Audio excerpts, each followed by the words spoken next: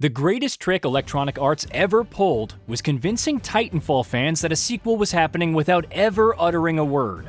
Amid all the rumors and reports, including a purported extraction shooter, it just never materialized. Which is a shame, because few games really make me want to go back and experience them in their prime, like Titanfall 1 and 2. The smart pistol augments, riding on the back of a fellow Titan or calling down one on top of an enemy, steamrolling an entire match with Titans as your opponents struggled to fight back, and in the same vein, coming back against overwhelming odds, no matter how many grunts required farming in attrition.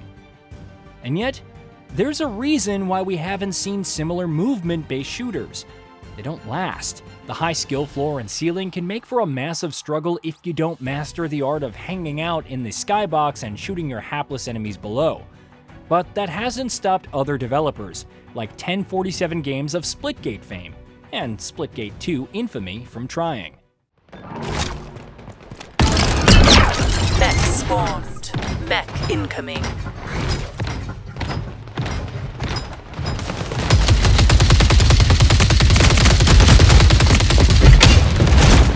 Mech spawned.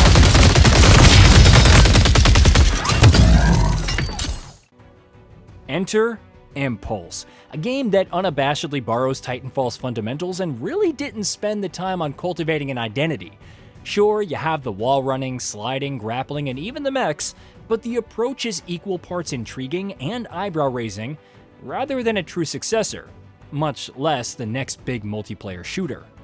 Because while Empulse certainly apes many of Titanfall's core essentials, it lacks the finer points and nuance. I've seen people call this a Splitgate title repurposed into a movement-based shooter, and it's very hard to unsee. And while this is early access, one of the biggest reasons for its lack of identity is the absolute lackluster narrative, or context, or really anything to explain what's going on or why you're doing what you're doing.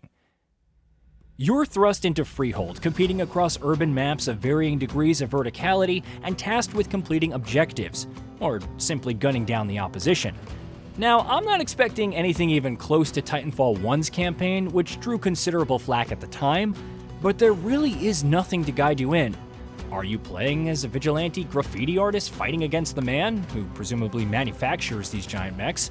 Is the opposing team akin to a corpo force of graffiti taggers?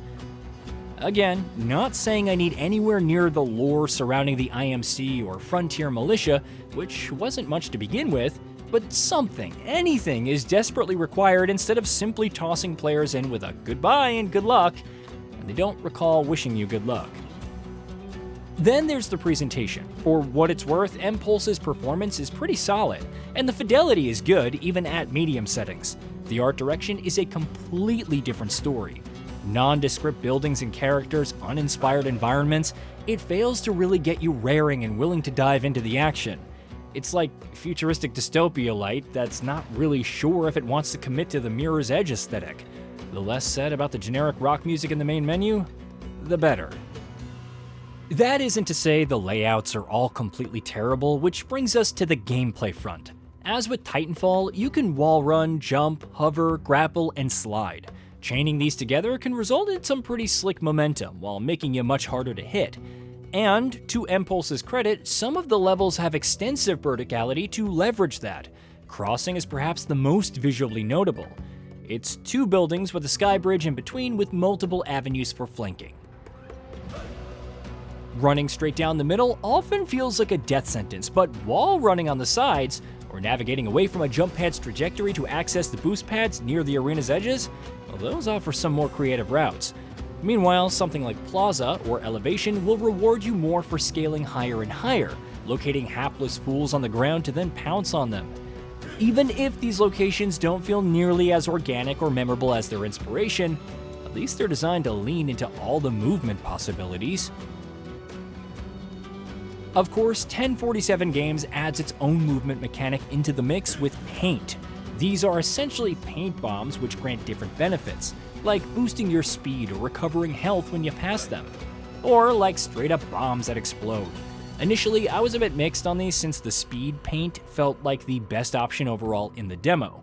The early access version has toned down its overall effectiveness, and now I'm unsure whether that was the right call because it still feels essential, just not as good as before. Otherwise, Empulse delivers on its promises of verticality and relatively high-speed movement, even if it doesn't feel as polished or crisp as Titanfall. The grapple seems especially weird at times. For all those moments where you'll smoothly swing around behind an opponent, there are more than a few others where you won't seamlessly transition into a wall run from a grapple. Instead, your momentum halts, killing the flow before it even gets going. When it comes to loadouts, 1047 Games doesn't stray far from the tried and true formula. Limited slots for attachments, 3 perk slots, and you can only equip options within the slot instead of mixing and matching across the entire pool, a single grenade, or rather paint type. Imitation is the best form of flattery, but it still feels pretty bare bones, perhaps because of the lack of a signature ability. On the plus side, at least the perks offer some decent variety, whether it's restoring health and obtaining a speed boost with kills, extending your grapple range, refueling your jetpack faster, or whatever.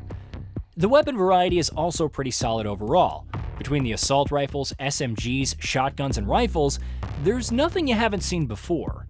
But they get the job done, and gunplay feels responsive enough.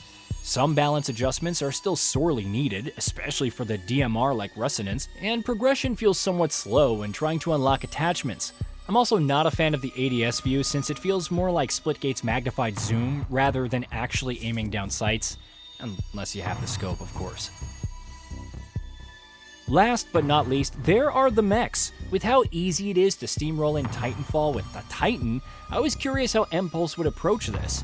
Instead of awarding mechs to each player, 2 will spawn on the map at timed intervals.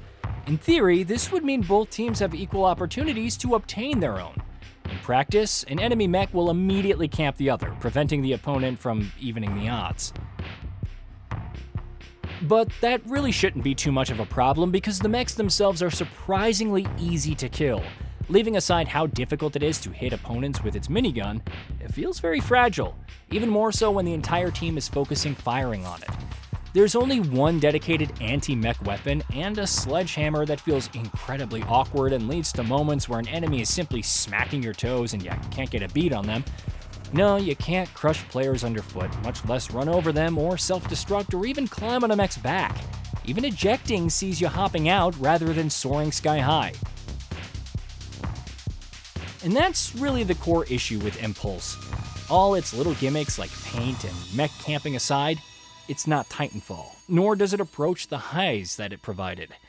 There are plenty of ways for 1047 Games to improve the experience, whether it's providing some actual data on the weapons that killed me, adding more mechs with different abilities, or expanding on the map pool. For now, it's what everyone pretty much expected. A no-frills movement-based shooter with mechs to scratch but never fully satisfy that Titanfall itch. Nothing more and nothing less. For now. Hey, did you know that we at GamingBolt upload new videos every day? Stick around, drop a like, subscribe, and hit that bell. And let us know what kind of content you'd like to see in the future with a comment below.